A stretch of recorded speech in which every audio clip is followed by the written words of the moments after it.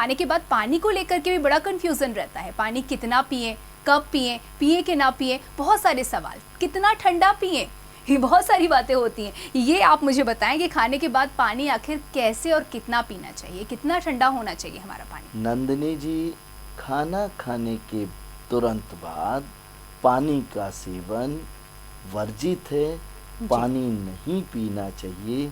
बहुत से लोग ऐसे हैं जिनके जीभ में, जिनके मुंह में सलाइवा कम बनता है, वो बीच बीच में भोजन करते हुए एक एक घूंट पानी पीते हैं जी।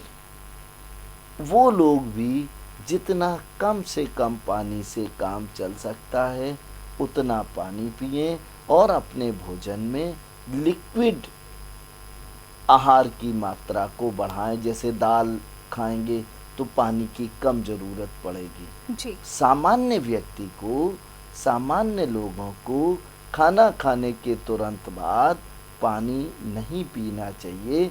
खाना खाने के 32 मिनट से 48 मिनट के बीच में खाना जब अर्ध पची अवस्था में स्टमक में हो जाता है तब पानी का सेवन करना चाहिए।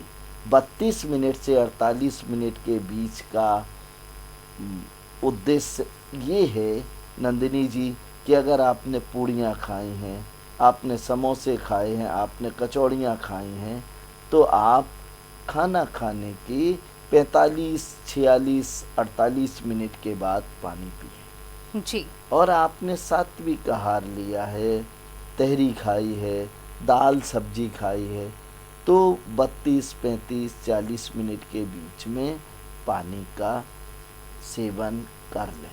यहाँ एक बात मैं फिर कहूँगा कि पानी बैठ के पिएं। और नंदिनी जी, एक और सलाह अपने दर्शकों को कि यूरिन के लिए जब जाएं, चाहे महिलाएं हों, चाहे पुरुष हों, चाहे युवा हों, चाहे वृद्ध हों, बैठ के ही यूरिनेशन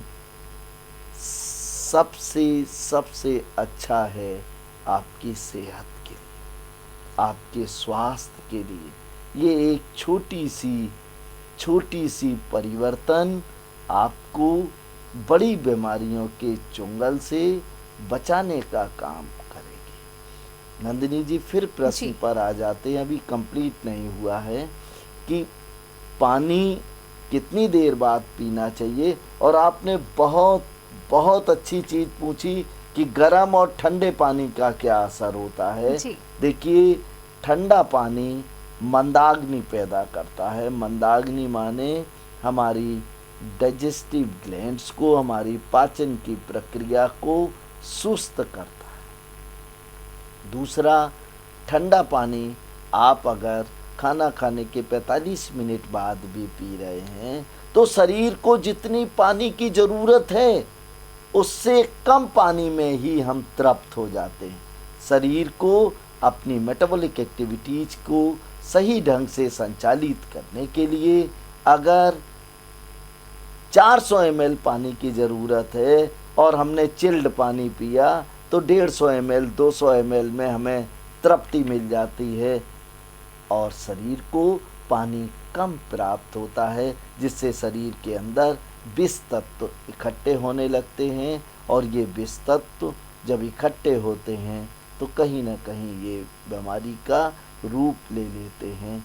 इसलिए गर्मियों में ठंडा पानी तृप्ति तो देता है, लेकिन शरीर की ज़रूरत के अनुकूल, ज़रूरत के अनुसार पानी की मात्रा अगर कम ली है तो ये किसी न किसी रूप में सेहत के साथ खिलवाड़ हो सकता है।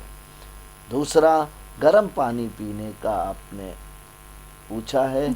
गर्म पानी पीने से हमारी जो अग्नि है वो प्रदीप्त होती है, हमारी खुल के भूख लगती है, भोजन का पाचन सही ढंग से होता है।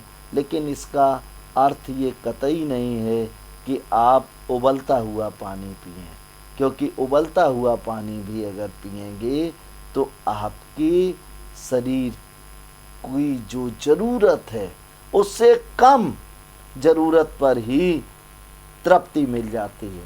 यानी दोनों ही कंडीशन में, ज़्यादा ठंडा भी और ज़्यादा गर्म भी। जी। गर्म भी।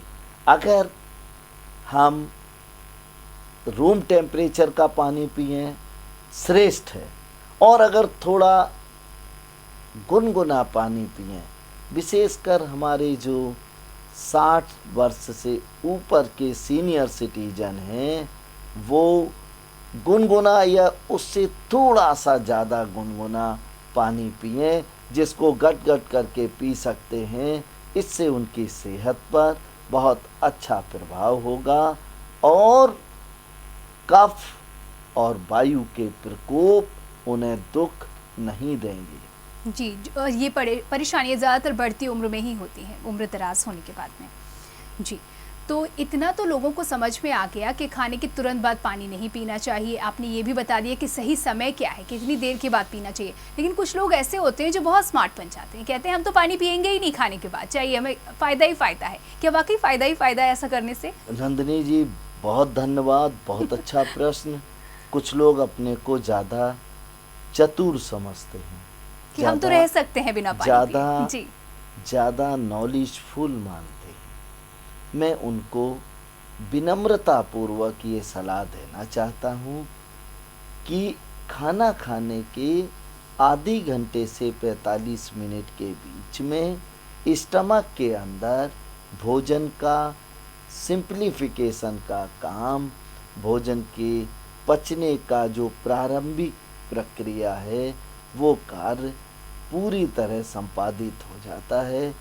इस समय ये जो सेमी सॉलिड आहार होता है, ये अगर पानी पी लिया जाए तो आसानी से ये ड्यूडेनियम की तरफ चला जाता है स्टमक से, और हमारे स्टमक को ज़्यादा मेहनत नहीं करनी पड़ती है। दूसरा, जब ये इंटेस्टाइन में जाता है तो इंटेस्टाइन में तेज़ी से ये फैलता है, तो वहाँ पाचन का काम बहुत सहजता से और सुचारू रूप से प्रारंभ हो जाता है। इसलिए ज़्यादा चतुर बनने से नुकसान होने की संभावना है।